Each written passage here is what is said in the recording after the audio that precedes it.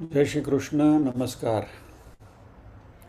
श्रीमद् भगवद गीता के अध्ययन की इस श्रृंखला में 9वें अध्याय राज विद्या राजगुह्य योग के आज के सत्र में सभी का स्वागत एवं अभिवादन। ओमकार के नाद के साथ प्रार्थना करेंगे।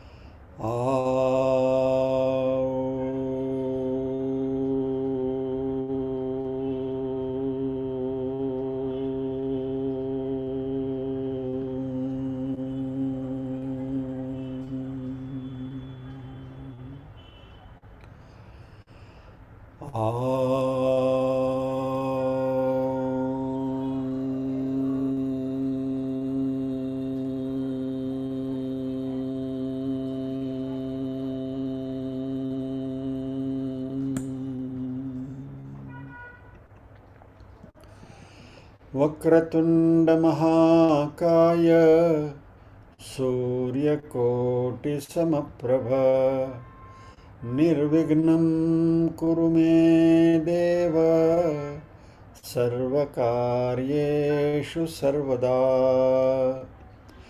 या कुन्देन्दु तुषारहार धवला या शुभ्रवस्त्रावृता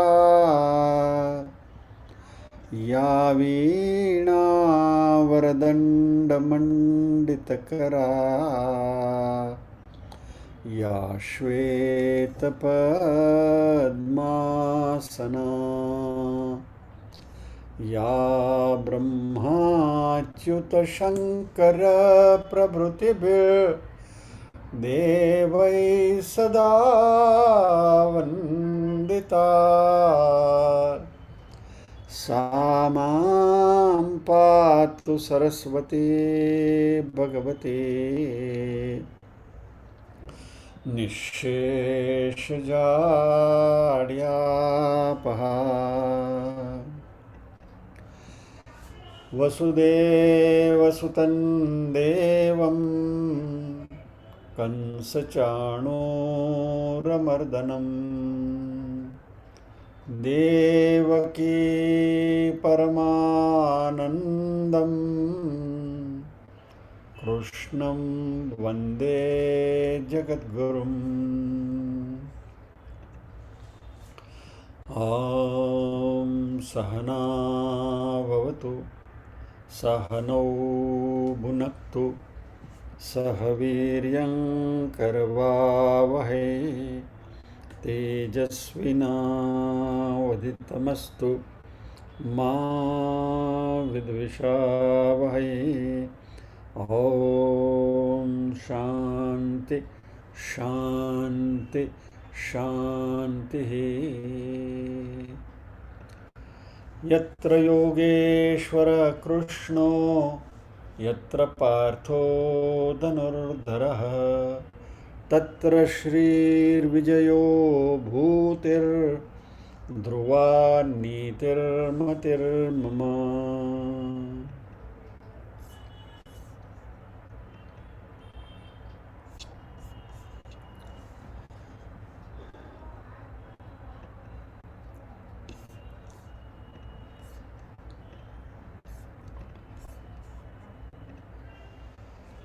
नौवे अध्याय का प्रथम श्लोक राज विद्या राजगुह्य योग। हमने लास्ट टाइम इसका श्री गणेश तो कर लिया है, आज इसी को और इलेबोरेट करेंगे। श्री भगवान उवाच इदं तु ते गुह्यतमं प्रवक्ष्याम्यनसूयवे ज्ञानं विज्ञानसहितं यज्ञात्वा मोक्ष्यसे शुभात्। इदम तु ते गुह्यतमम। इदम यानी यह, तू यानी परंतु, ते यानी तुम्हें, गुह्यतमम यानी कि परम गोपनीय, टॉप सीक्रेट, प्रवक्ष्यामि अच्छी तरह से कहूँगा, मात्र कहूँगा नहीं, वक्ष्यामि कहूँगा, प्रवक्ष्यामि यानी अच्छी तरह से कहूँगा। अनसूय वे, तुम हे अर्जुन तुम अनसूय हो। और क्या कहेंगे भगवान?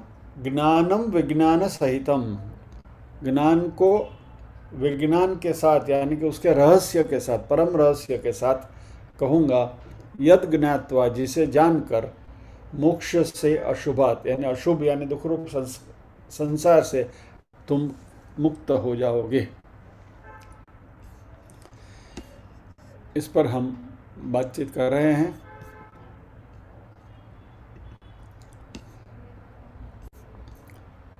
आठवें अध्याय में भगवान ने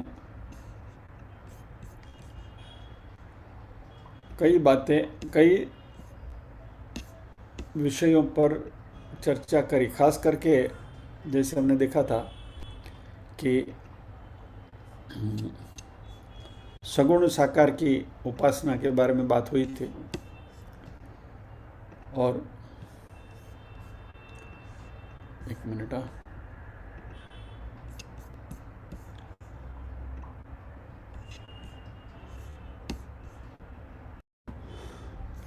सगुण साकार की उपासना के बारे में बात हुई थी। और यह बात करते करते भगवान ने यह भी बताया था कि जिस व्यक्ति ने सगुण साकार की भी उपासना निष्काम भाव से मात्र मोक्ष प्राप्ति की इच्छा से करी है, उनको क्रम मुक्ति मिलेगी ब्रह्मलोक में जाकर। और वहाँ ब्रह्मा जी उन्हें ज्ञान देंगे कि वह जो है वो ब्रह्म है।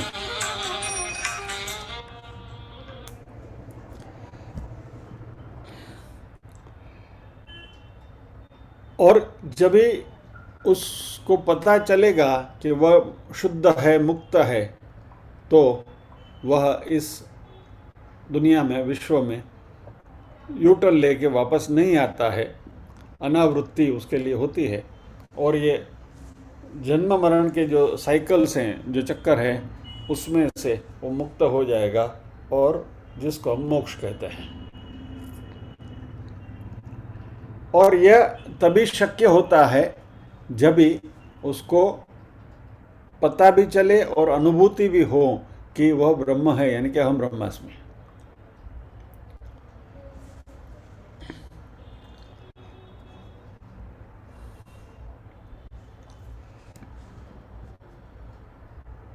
ये सभी बातें जब हो रही थी, तभी एक मिनट, जस्ट व्यत्यय के लिए क्षमा। हाँ, तो ये सब बातें जब हो रही थी, तभी शायद किसी को मन में ऐसा हो जाए कि सगुण ब्रह्म की उपासना करके मोक्ष मिल सकता है। और यह बतलाने के लिए कि यह शक्य नहीं है, क्योंकि मुक्ति जो है वह अभी मिल सकती है, इमीडिएट मिल सकती है। तो स्वर्ग में जाकर मोक्ष मिलेगा या तो ब्रह्मलोक में जाकर मोक्ष मिलेगा, ये सब मान्यताएं हैं। इसके बारे में भगवान कुछ और इलेबरेट करना चाहते हैं, और इसलिए भगवान ने इस अध्याय की शुरुआत अपने आप करी। अर्जुन का प्रश्न नहीं आया था, फिर भी नॉर्मली अध्यायों की शुरुआत हमने देखी है कि अर्जुन के प्रश्न के बाद ये बात आती है। तो यहाँ भगवान अर्जुन से कहते हैं कि इदम तू और प्रवक्ष्यामि, ये तीन शब्द के ऊपर थोड़ा हम मनन करें। पहले तो जैसे आगे आपको कहा गया कि वक्ष्यामि यानी कि कहूँगा, और प्रवक्ष्यामि यानी कि मैं बिल्कुल सब साफ साफ करके, I will explain in detail with total clarity, पूरी सफाई के साथ ये बात मैं तुमको बताऊंगा, ऐसा भगवान ने कहा। नाउ श्लोक की शुरुआत हुई है इदम शब्द से। इदम का अर्थ है यह, दिस। और भगवान ने तो अभी तो अध्याय की शुरुआत ही करी है और इदम कहकर क्या कहना चाहते हैं? जैसे नॉर्मली इदम क्या होता है कि सामने कोई चीज़ पड़ी है, दिख रही है, या तो जो भी हमारे ख्याल में है उसको हम इदम कहेंगे, भाई यह, दिस। लेकिन अभी यहाँ तो कुछ है ही नहीं, भगवान ने अध्याय की शुरुआत की और पहला शब्द इदम। नाउ नॉर्मली ये किसी चीज़ की कंटिन्यूटी बताने के लिए भी उसका उपयोग किया जाता है कि भाई इसको हम आगे बढ़ा रहे हैं, या तो हमारे मन में कुछ विचार चल रहा है और इस विचार को प्रकट करने के लिए भी ये इदम शब्द का प्रयोग किया जाता है। कभी हम कुछ बात करते हैं तो हम ये भी कहते, अभी अभी इस शब्द का प्रयोग अभी अभी मैंने किया, बाय द बाय, ये भी सुन लो। तो भाई ये भी सुन लो यानी क्या? दिमाग में कुछ पक रहा है, उसे आप सुन लीजिए। यानी ये जो इदम का जो यहाँ जो संदर्भ है, क्या कि हम कहेंगे कि भाई चलो मैं बोरीवली गया था, मैंने आई सो दिस मैन, मैंने इसको देखा। अभी दिस मैन यानी वो व्यक्ति अभी मौजूद नहीं है, फिर भी हम उसके ऊपर आई सो दिस मैन। यानी यहां ये इदम या तो दिस का अर्थ यह है कि हमारे मन में कोई है या तो कुछ है जिसके बारे में हम बात करना चाहते हैं। शंकराचार्य जी ने इसको बात को बहुत अच्छी तरह से बताया है कि जो तद्बुद्धो सन्निधि कृत्य, यानी अपने मन में जो चल रहा है, मन में जो क्रिस्टलाइज हुआ है, उसके बारे में कहने जा रहे हैं। तो इदम की यहाँ जब भी बात कर रहे हैं भगवान, तो इदम यानी ब्रह्म ज्ञान की बात कर रहे हैं, ब्रह्मन को जानना, ब्रह्म को जानना। दूसरे अध्याय से भगवान सतत यही बात करते आए हैं 8वें अध्याय तक, और भगवान यहाँ कहते हैं कि मैं तुम्हें यही बात कहने वाला हूं जो मैं ऑलरेडी कह चुका हूं। और इदम यानी नोइंग फुल्ली वेल कि अभी भी इसी की बात करने वाले हैं। और उन्होंने तू शब्द से अगले अध्याय को डिस्टिंग्विश किया, क्योंकि 8वें अध्याय में ब्रह्मलोक की प्राप्ति की बात करी थी और उसके बाद कर्म मुक्ति की बात करी थी। अभी उस प्रकार का जो क्रम मुक्ति की जो बात है, उससे कुछ अलग करने के लिए तू यानी परंतु, क्योंकि अभी तक मैंने तुमको क्रम मुक्ति की बात करी, ब्रह्मलोक में जाने की बात करी, ब्रह्मा जी से ज्ञान बात करी, परंतु तू ये डिस्टिंक्ट करके अभी कुछ मैं तुमको और बताने वाला हूं, अब भी बताने वाला हूं, बाद में भी नहीं। और वो क्या बताने वाले हैं कि भाई तुम स्वयं ब्रह्म हो, तुम्हें ब्रह्मलोक में जाने की तैयारी क्यों करनी है, या तो ब्रह्मलोक में जाने के लिए उतावलापन भी नहीं है, why you wait to go to ब्रह्मलोक।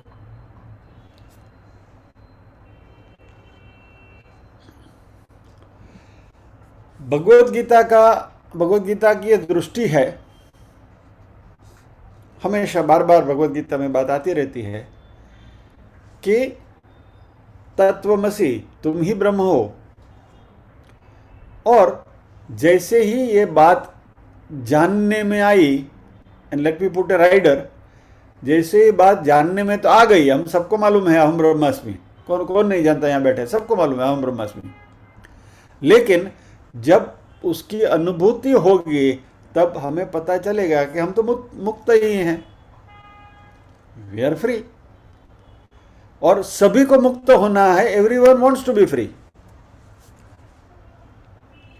और यदि हमें इसके अलावा और कुछ चाहिए तो समझ लीजिए कि आप कंफ्यूज्ड हैं, आपको पता नहीं है कि आपको क्या चाहिए। बिकॉज अल्टीमेटली हमें क्या चाहिए? मुक्ति चाहिए। और ये जो कन्फ्यूजन है, इस कन्फ्यूजन में से हमें मुक्त होना है और हमें समझना है अभी ही कि मैं ब्रह्म हूं, अहम ब्रह्मास्मि। आप ब्रह्म ही हैं और आप वही होना चाहते हैं। You want to be that only. और यदि हम सोचे कि मैं ये नहीं हूं तो ये गलती है, और इस गलती को सुधारने के लिए हमें ज्ञान प्राप्ति की जरूरत है। So I repeat again, emphatically it is being said कि आप ब्रह्म हैं, या तो मैं ब्रह्म हूं, हम सब ब्रह्म हैं। लेकिन यदि हमारे किसी के मन में भी कोई भी प्रकार की दुविधा है कि भाई हम ब्रह्म नहीं हैं, तो ये दुविधा को मिटाने के लिए, ये गलती को सुधारने के लिए हमें ये ज्ञान प्राप्त करने की जरूरत है, और ये बात एम्फेसिस करने की जरूरत है कि हम तो ऑलरेडी ब्रह्म हैं। और इस बात को समझने में किसी भी प्रकार का विलंब करना वह मूर्खता की निशानी है। और हम यहां जो सब बैठे हैं, we are all intelligent people, तो फिर हम क्यों इंतजार करें? यह कोई धनवान व्यक्ति है ना, उसको समझो कि मालूम नहीं है कि वो धनवान है, और वो सोचता है कि मैं धनी हो जाऊं। मान लीजिए कि हमारे फैमिली में कोई चाचा मामा कोई है करीब के रिश्तेदार जो करोड़पति अब्जोपति हैं, बराबर, और उनका देहांत हो गया और उन्होंने अपनी वसीयत में हमारा नाम लिख डाला है। क्या कि भाई હવે મારા પછી આટલા મારો જે વારસો છે એ પીરસણીયાને મળે। अभी ये पीरसणिया सोच रहा है, जगमगदास सोच रहा है कि मैं धनी हो जाऊं, लेकिन वो जो वसीयत लिख कर गए हैं वो जगमगदास के नाम की, तो जगमगदास इज ऑलरेडी रिच, वो तो अभी अब अरबोपति हो गया है, लेकिन उसको पता नहीं है।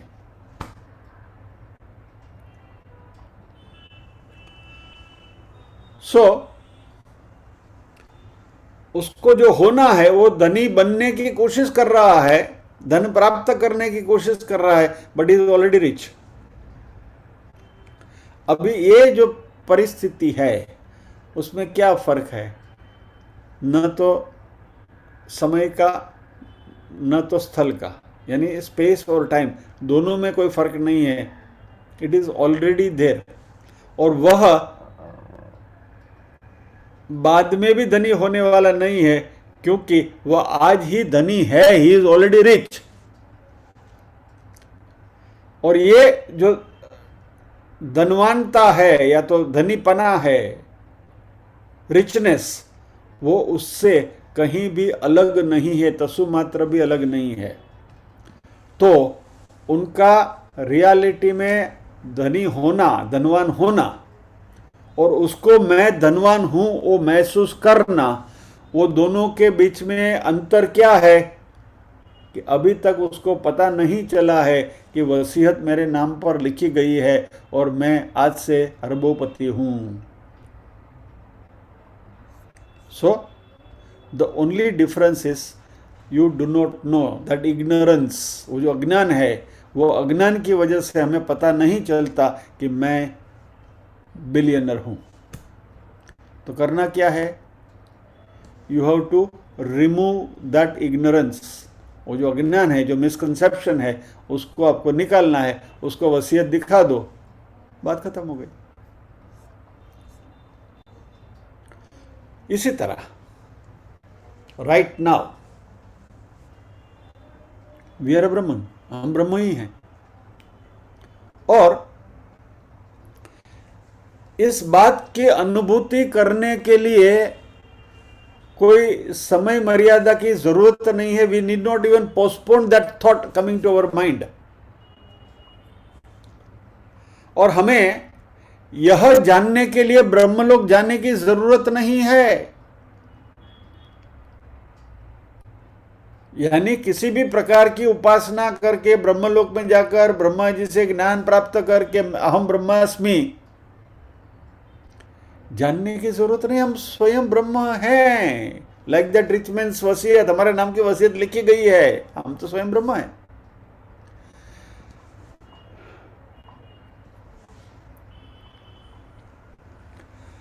और अभी मान लीजिए, अभी इस बात को जरा ध्यान से सुनिए. अभी भी हमारे मन में इच्छा है कि मैं थोड़े और पैसे कमा लूं और धनी हो जाऊं. क्या अभी आपको पैसे क्यों चाहिए? आपको पैसे, धन क्यों चाहिए? सुरक्षितता महसूस करने के लिए, कुछ खुशियां पाने के लिए. That is, you want security, you want happiness, for that you want money. यदि आपसे कहा जाए कि ब्रह्म भी वही है, ब्रह्म भी आपको सुरक्षितता प्रदान करता है, ब्रह्म भी आपको खुशी प्रदान करता है, क्या? जरा इस बात को ध्यान से गौर से सुनिए. मैं दोबारा रिपीट करता हूं. आज मुझे धन अर्जित करना है, पैसे कमाने हैं, कुछ खुशी प्राप्त करने के लिए, और मैं अपने आप को सिक्योर महसूस करूं उसके लिए, बराबर, सुरक्षित महसूस करूं उसके लिए. यानी सुरक्षितता और खुशियां के लिए मुझे धन चाहिए. अभी जैसे ही हमें पता चले कि मैं ब्रह्म हूं, अहम ब्रह्मास्मि, तो ब्रह्म तो मैं मालूम है, वो तो सिक्योर ही है. अच्छेद्योयम अदाह्योयम अक्लेद्यो शोषेव च नित्य सर्वगत स्थानो रचलोयम सनातन, बराबर, तो स्टेड फास्ट है. तो वहां तो सिक्योरिटी, फुल सिक्योरिटी है. और ब्रह्म में खुशी भी है. चिदानंद रूप शिवोहम शिवोहम, तो है ही वो. तो खुशी भी है, सिक्योरिटी भी है. ये जानने के बाद कि मैं सिक्योर भी हूं, मैं खुश भी हूं क्योंकि मैं ब्रह्म हूं, ये जानने के बाद संसार में रहने के लिए यदि आप धन कमाने की प्रवृत्ति भी करोगे तो वो मात्र मौज रहेगी कि ठीक है, कमा रहे हैं, पैसे आ रहे हैं, कुछ एक्टिविटी कर रहे हैं, उससे धन मिल रहा है. पहले वो धन कुछ पाने के लिए कमा रहे थे, अभी सब कुछ पा लिया है फिर भी धन आ रहा है. See the difference between the two. वैसे मात्र धन का तो एग्जाम्पल अब दे रहे हैं, वैसे संसार की कोई भी खुशी, एनीथिंग, पहले वो पाने के लिए हम जूझते थे, अभी हमें पता चल, क्योंकि संसार में हम जो भी कुछ पाने की कोशिश करते हैं वह हम अपने आप को खुशी प्रदान करने के लिए. कल ही या परसों ही हमने डिस्कस किया था कि हमें खुशी कब मिलती है, जब हमारे मन का जो टेंशन है वो टेंशन दूर हो जाता है. क्या? और टेंशन जब भी दूर हो जाता है तो उससे जो रिलीफ मिलती है उसको हमने खुशी नाम दिया. मान लीजिए मुझे भूख लगी है, तो भूख की तकलीफ है मुझे, उसका टेंशन है, दैट एजिटेशन इज देयर. मैंने भोजन कर लिया, तृप्ति मिल गई, भूख शांत हो गई, तो क्या हुआ, वो भोजन नहीं मिलने की वजह से, भूख की वजह से, जो गुजराती में कहे वलोपात था, तो वलोपात बंद थी गयो. वो स्थिति को हम क्या कहते हैं? खुशी. That is happiness. यानी the removal of the tension, agitation of the mind. Mind जब भी आपका शांत हो गया तो आपको अपने आप खुशी का एहसास होता है. तो हम पैसे अभी कमा रहे हैं ये खुशी पाने के लिए.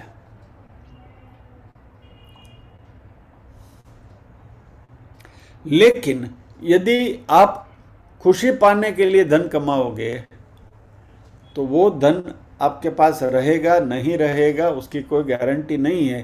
कभी न कभी सुख के पीछे दुख आ ही रहा है, बराबर है।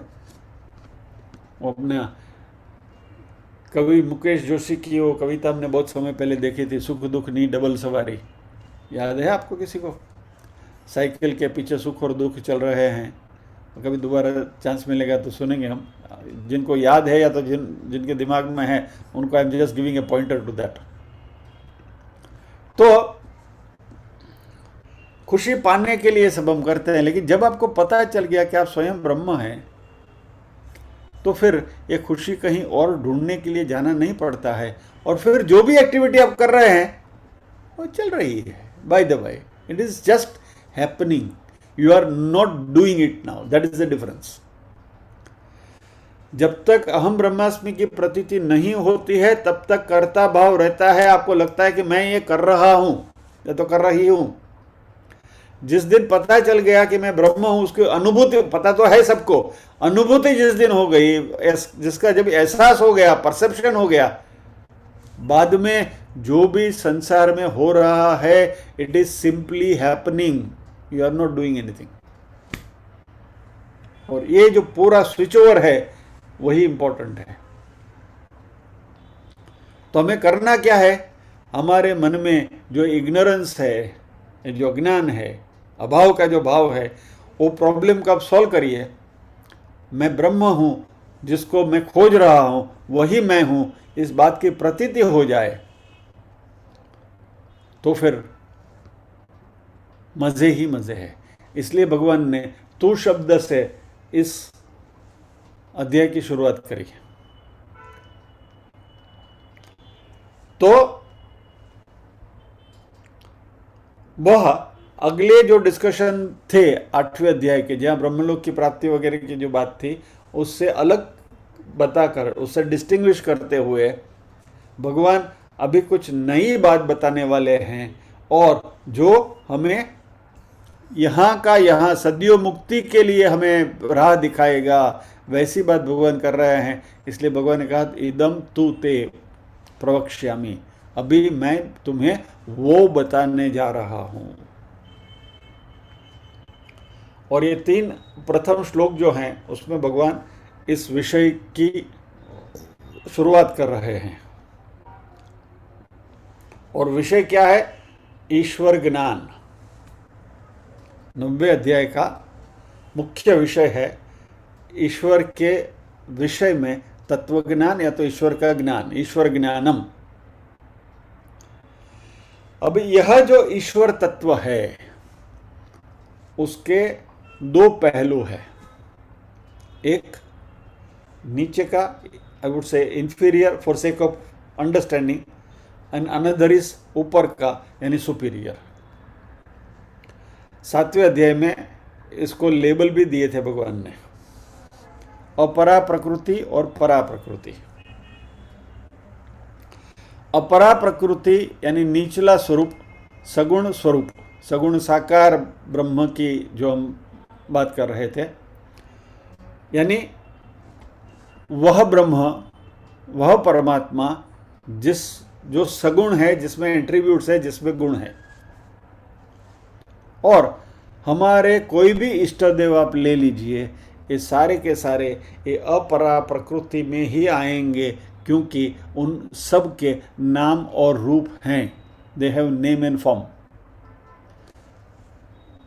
कृष्ण ले लीजिए, राम जी ले लीजिए, शिव जी ले लीजिए, अम्बा ले लीजिए, लक्ष्मी जी ले लीजिए, जो भी हमारे इष्ट देव हैं, ये सभी के नाम और गुण है, नाम और रूप है, आई एम सॉरी। और नाम रूपधारी जो भी स्वरूप है ये सारे अपरा प्रकृति में आते हैं परमात्मा की। वहाँ तक कि भगवद गीता के 11वें अध्याय में भगवान ने अर्जुन को विश्वरूप दर्शन करवाया था, वह विश्वरूप भी अपरा प्रकृति ही है, क्योंकि वहाँ भी नाम और रूप है उसका। तो जिसमें भी नाम और रूपधारी स्वरूप जो है, और ये सारे नाम रूपधारी स्वरूप अपरा क्यों है? क्योंकि उनमें बदलाव आता रहता है। मतलब ब्रह्म ही ऐसी एंटिटी है कि जो बदलता नहीं। बाकी सारे के सारे, कृष्ण की बात करें तो कृष्ण की बाल लीला भी हमने देखी है, कृष्ण की युवावस्था भी देखी है, कृष्ण का स्वधाम जाने का उनका जो स्वरूप था वो भी हमने देखा है। श्रीमद् भागवत पढ़ी तो कृष्ण की सारी अवस्थाएं हमने देखी हैं, राम जी की अवस्था भी देखी है। यानी ये जो सारे शरीरधारी नाम रूपधारी स्वरूप हैं उनमें बदलाव आता है। They are all subject to change. और इसलिए, और ये with respect to space and time they change, and therefore ये सारे अपरा प्रकृति में आते हैं। तो परा प्रकृति क्या है? परमात्मा का ऊपरी स्वरूप जो स्थल और समय के परे है, इसलिए वो परा है। It is beyond space and time, वो एब्सोल्यूट है, इटर्नल है, और इसलिए उसको चैतन्य स्वरूप कहा गया है, और वही परा प्रकृति है। 7वें अध्याय में इस परा स्वरूप की भी बात हुई थी। निर्गुण निर्विकार निर्विकल्प चेतन रूपम, बराबर, ये परा प्रकृति है। यानी गुणातीत अक्षर अविभाज्य चैतन्य, ये परमात्मा की परा प्रकृति है। और अपरा प्रकृति क्या है? सगुण सविकार सविकल्प अचेतन स्वरूप, यानी गुण वाले जिसमें बदलाव आ सकता है वैसा भौतिक स्वरूप। और कृष्ण कहते हैं अर्जुन से, प्रवक्ष्यामि, यानी कि हे अर्जुन, मैं तुम्हें यहाँ ये दोनों परा और अपरा, या तो अपरा और परा प्रकृति के बारे में बताने जा रहा हूं। अभी भगवान की अपरा प्रकृति के बारे में जो बात होने जा रही है वो ज्ञान है, और परा प्रकृति के बारे में, ऊपरी स्वरूप के बारे में जो बात होने वाली है वो विज्ञान है। ज्ञानम विज्ञान सहितम।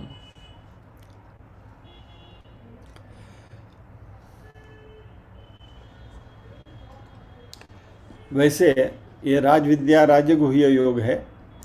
7वें अध्याय में यही बात हम अलग तरीके से करके आए हैं। 7वें अध्याय का टाइटल क्या था? ज्ञान विज्ञान योग। फिर बाद में 8वां अध्याय आया अक्षर ब्रह्म योग, और अभी राजविद्या राजगुह्य योग। तो सगुण ईश्वर और निर्गुण ईश्वर का ज्ञान हमें प्राप्त करना है। और जब इस सगुण ईश्वर की बात करेंगे तो हम द्वैत में बैठे हैं, क्योंकि सगुण ईश्वर की जब हम बात करेंगे तो हमारे में और ईश्वर में हमें फर्क दिखाई देगा। द्वैत ज्ञान होता है वो। कैसे? भगवान अलग है, मैं अलग हूँ। कृष्ण अलग है, मैं अलग हूँ। कृष्ण तो कहाँ है, मैं कहाँ हूँ। राम कहाँ है, मैं कहाँ हूँ। शिव जी कहाँ है, हम कहाँ हैं। तो ये द्वैत हुआ, बराबर। यानी हम अपने आप को भगवान से अलग समझते हैं, देखते हैं। I am different from God. भगवान जो है पूर्ण है, मैं तो अपूर्ण हूं। He is perfect, I am imperfect. God is great, भगवान तो महान है, और मैं तो बेचारा मिजरेबल छोटा सा आदमी हूं। कहाँ वो, कहाँ मैं। तो यह सगुण उपासना है कि जहां द्वैत बना रहता है। लेकिन जब भी हम परमात्मा की अपरा प्रकृति से छलांग लगाकर परा प्रकृति की ओर आगे बढ़ते हैं, तभी गुणातीत हो जाते हैं। और जैसे ही गुणातीत हो गए, 3 गुण सत्व रज और तम मेरे में भी नहीं है, परमात्मा भी नहीं है, तो मुझमें और परमात्मा में फर्क क्या रहा? कुछ नहीं। वो भी गुणातीत है, मैं भी गुणातीत हूं। और यह जो है ये विज्ञान है। और जब इस विज्ञान में हम आएंगे तो ये अभेद ज्ञान या तो अद्वैत ज्ञान की हम बात कर रहे हैं। पहले क्या था? सगुण साकार की उपासना में द्वैत था। और जब भी हम परा प्रकृति की बात करते हैं परमात्मा की, तभी हम अद्वैत में जाते हैं, अभेद ज्ञान है। और यहाँ भगवान कहते हैं कि अर्जुन, मैं तुम्हें ये दोनों के बारे में बताऊंगा, अपरा प्रकृति, परा प्रकृति, द्वैत और अद्वैत, सगुण और निर्गुण, सभी का मैं यहाँ ज्ञान तुम्हें प्रदान करूंगा। इसलिए भगवान ने कहा कि इदम विज्ञान सहितम ज्ञानम अहम प्रवक्ष्यामि। मैं बिल्कुल क्लैरिटी के साथ ये सारी चीजें बताने जा रहा हूं। दोबारा मैं रिपीट करता हूं, यह भगवान प्रवक्ष्यामि शब्द का प्रयोग कर रहे हैं। वक्ष्यामि यानी कहूंगा, प्रवक्ष्यामि यानी अच्छी तरह से कहूंगा, with clarity I will tell you. So he says, I will teach you nicely, don't worry. और भगवान की यह शिक्षा देने की ये जो पद्धति है, उसकी खासियत क्या है? तो भगवान भी बड़े शाणे हैं। एक शब्द का मैं कई बार प्रयोग करता हूं जो आप लोगों को जचता नहीं है, फिर भी करता हूं, कृष्ण मेरे इष्ट देव होने के बावजूद भी, कि Krishna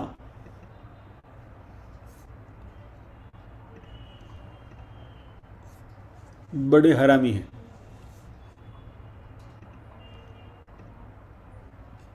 please bear with me for my statement. પાક્કો એક નંબરનો હરામી છે। और ये शब्द का आप तभी प्रयोग कर सकते हो जब आपको उसके प्रति अटूट प्रेम होता है। एग्जाम्पल दे दूं, हमारे घर में छोटा बच्चा होता है ना, बराबर, खेलता है, नाचता है, कूदता है, 3-4 साल का बच्चा कुछ शरारत करता है, मस्ती करता है, तो क्या माँ क्या बोलते, चलो पाक्को हरामी थयो छे, राइट? तो क्या हम उसको गाली दे रहे हैं बच्चे को? नहीं, प्रेम से पुकार रही है। तो ये हरामी शब्द का यहाँ जो प्रयोग हो रहा है, उसमें वही प्रेम झलक रहा है हमारे इष्ट देव के प्रति। यहाँ वो अपनी बात, उसका वो विज्ञापन दे रहे हैं, he is advertising his style of teaching. क्या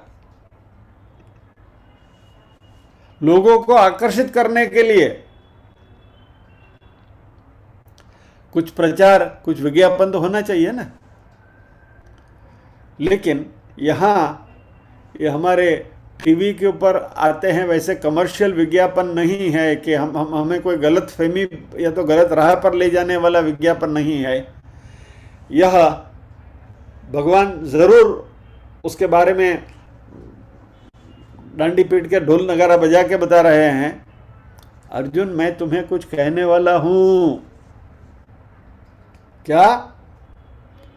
गुह्यतमम, गुह्यतर, गुह्यतम, सिंपल, कंपैरेटिव, सुपरलेटिव, बराबर? तो गुह्य ज्ञान तो ठीक है, गुह्यतर ज्ञान कंपैरेटिव है, गुह्यतमम टॉप सीक्रेट, गुह्यतमम मैं तुमको बताने वाला हूं।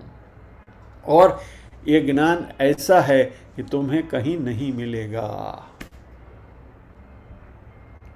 ये भगवान की ये भाषा कभी कभी हमारे क्लास में भी हम उसका प्रयोग करते हैं, आप लोगों को यहाँ आकर्षित करने के लिए, बराबर? कि यहाँ जो मिल रहा है वो कहीं नहीं मिलेगा, जिस फॉर्म में मिल रहा है। एनीवे, तो भगवान यहाँ एडवर्टाइजमेंट कर रहे हैं कि गुह्यतम ज्ञान मैं तुमको बताऊंगा। और ये गुह्यतम ज्ञान कैसा है, शंकराचार्य जी ने उसके ऊपर क्लैरिटी दी है कि यह ज्ञान ऐसा है, और क्लैरिटी के साथ आने वाला ज्ञान है, स्पष्ट ज्ञान है, कि जो हमारी सद्यो मुक्ति हमें दिला सकती है। सद्यो मुक्ति यानी इसी जन्म में, इस शरीर के रहते हुए मुक्ति मिल सकती है। बहुत सिंपल ज्ञान है। यहां कोई बड़ी साधनाएं नहीं करनी है, कोई बड़े कठिन व्रत नियम का पालन करना जरूरी नहीं है।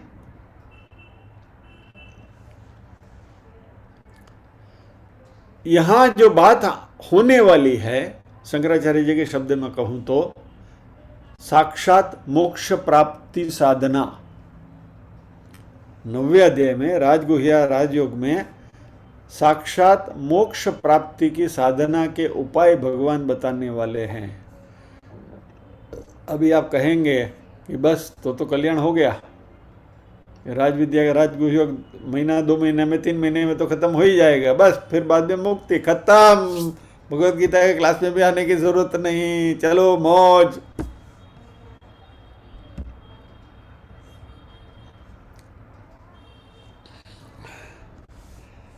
पहले भी भगवत गीता में आया है, मजा आ गया ना, चलो छुट्टी। पहले भी बताया था वासुदेव सर्वमिति। डोंट वरी, भगवान हमको ऐसे छोड़ने वाले नहीं, अर्जुन को नहीं छोड़ा था तो हमको कहाँ छोड़ने वाले, 18 अध्याय तक खींच के लेके जाएंगे।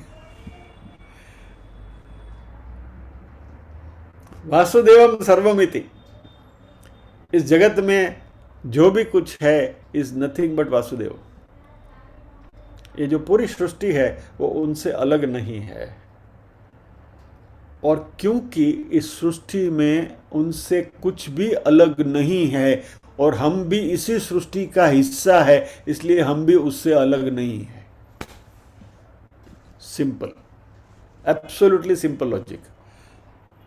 वासुदेवः सर्वम इति, यानी इस जगत में, इस सृष्टि में, इस ब्रह्मांड में जो भी कुछ है वो वासुदेव है और हम इस ब्रह्मांड का हिस्सा है।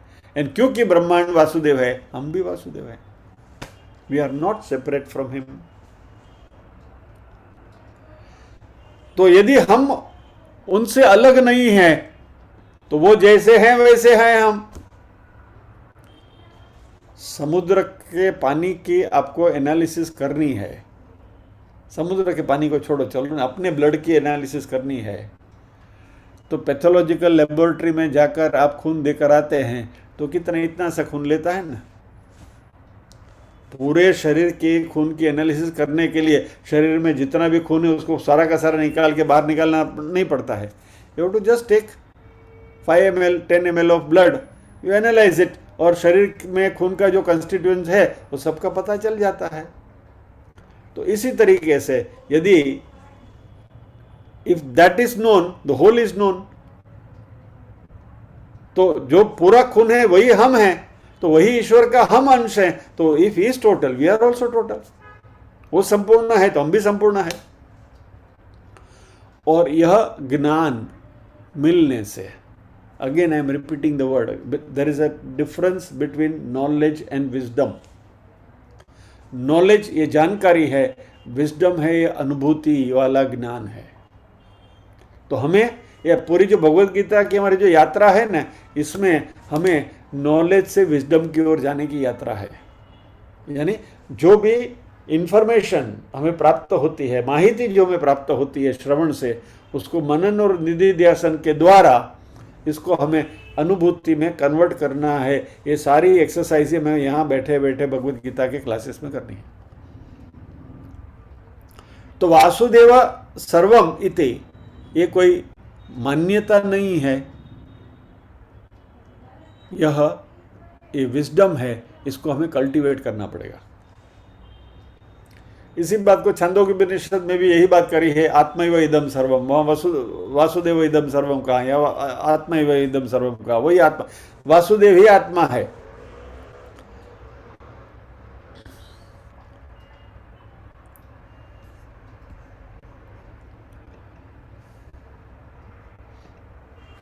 छांदोग्य उपनिषद में और बात कही, एकम एवं अद्वितीयम, यानी वह अद्वितीय है, नॉन ड्यूअल है। मैं आत्मा हूं, आप भी आत्मा हैं। जैसे मैं हूं वैसे आप हैं, वैसे जगत में सब कुछ है। हम एक दूसरे से बिल्कुल कहीं भी अलग नहीं है। मुझे गज़ल का शेर याद आ रहा है, सुना होगा आपने शायद। किसको कैसर पत्थर मारे कौन पराया है। कैसर इज द ऑथर।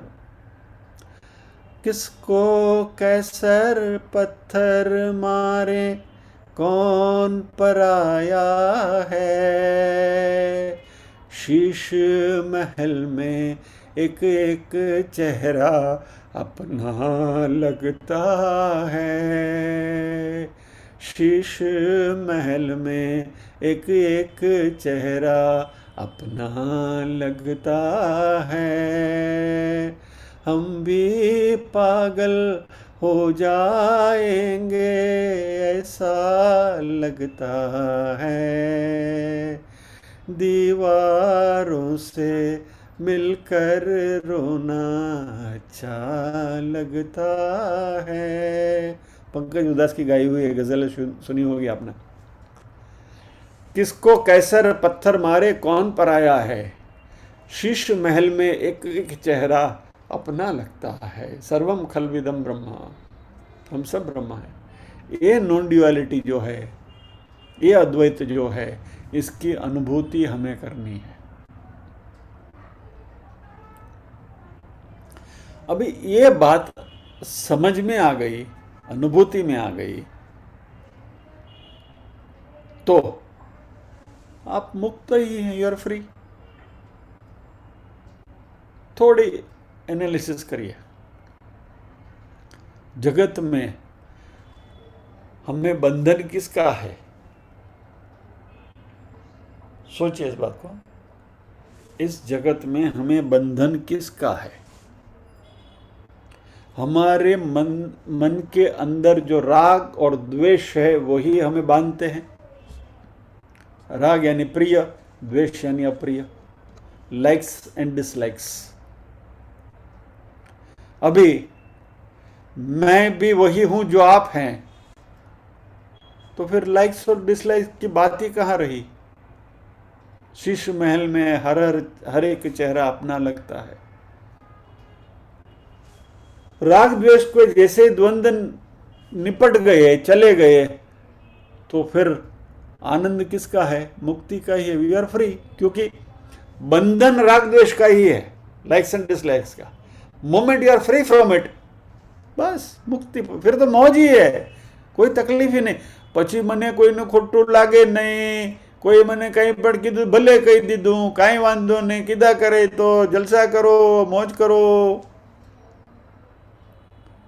राग और द्वेष है ही नहीं, लाइक्स एंड डिसलाइक्स है ही नहीं, तो मुक्ति ही मुक्ति है, और यही मोक्ष है मित्रों।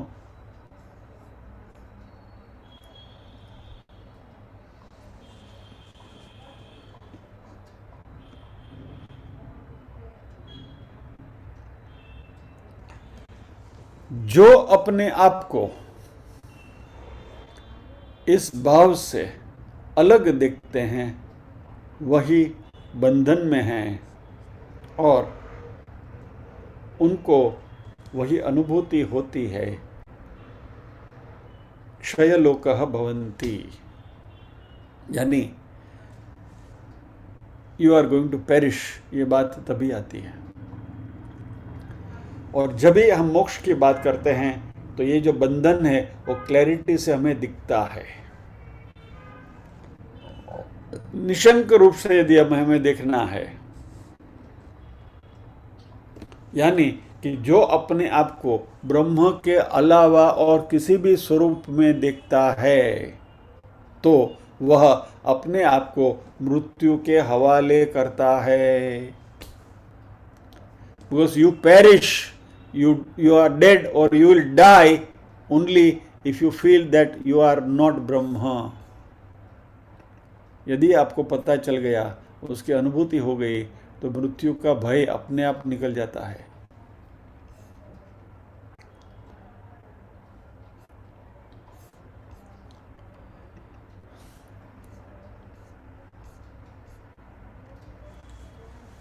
और यही बात भगवान ये कह रहे हैं कि हे अर्जुन, मैं तुम्हें गुह्यतम ज्ञान, टॉप सीक्रेट बताने जा रहा हूं। और जैसे ही आप किसी से कहें मैं तुमको एकदम टॉप सीक्रेट कह रहा हूँ, एकदम गुप्त बात है, अत्यंत गुप्त बात है, हमारे कान हैं सीधे चमक जाते हैं। You become alert, everybody is interested. अभी मैं आपको I am going to tell you top secret, listen carefully. सबके कान, हाँ क्या आने वाला है।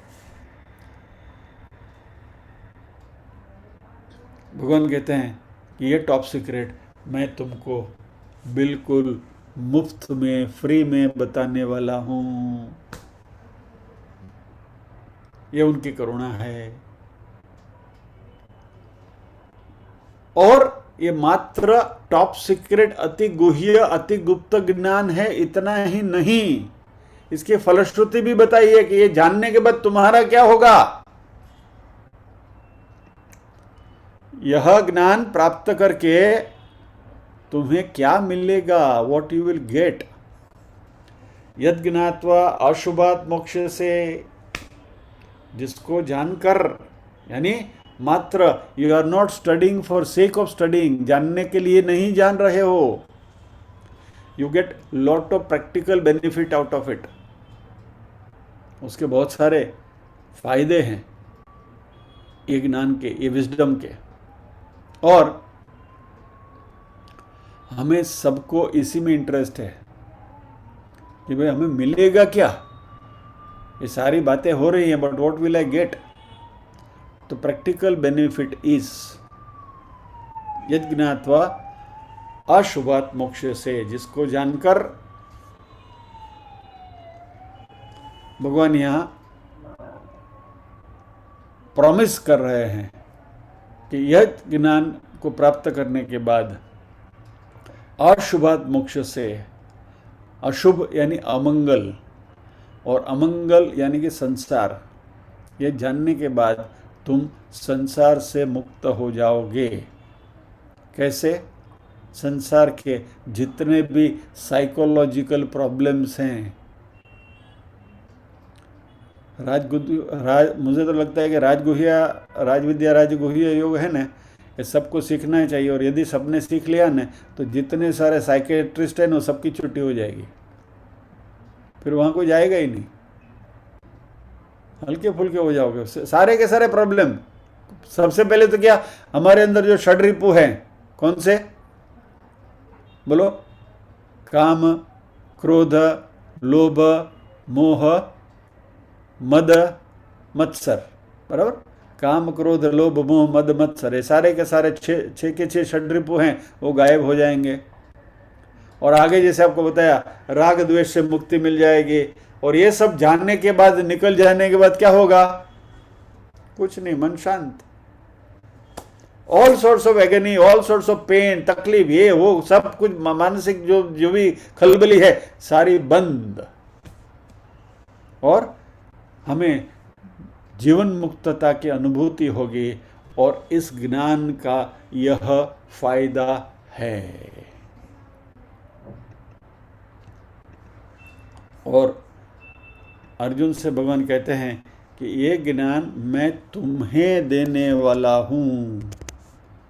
भगवान ने अर्जुन को क्यों चुना, इसका उत्तर अगले सत्र में। तो प्रार्थना करेंगे।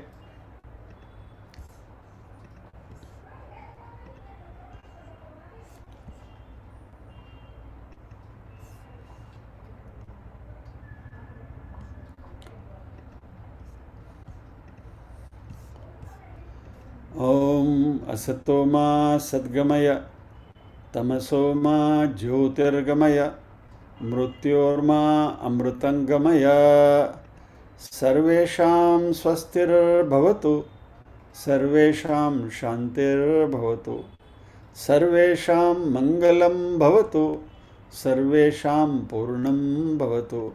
लोकाः समस्ताः सुखिनो भवन्तु, लोकाः समस्ताः सुखिनो भवन्तु। नाहं कर्ता हरिः कर्ता, हरिः कर्ता हि केवलम्। ओम शांति शांति शांति। सभी के हृदय कमल में विराजमान परम कृपालु परमात्मा को वंदन करते हुए आज के सत्र को विराम देते हैं। अगले सत्र में फिर मिलेंगे इसी श्लोक के साथ। जय श्री कृष्ण।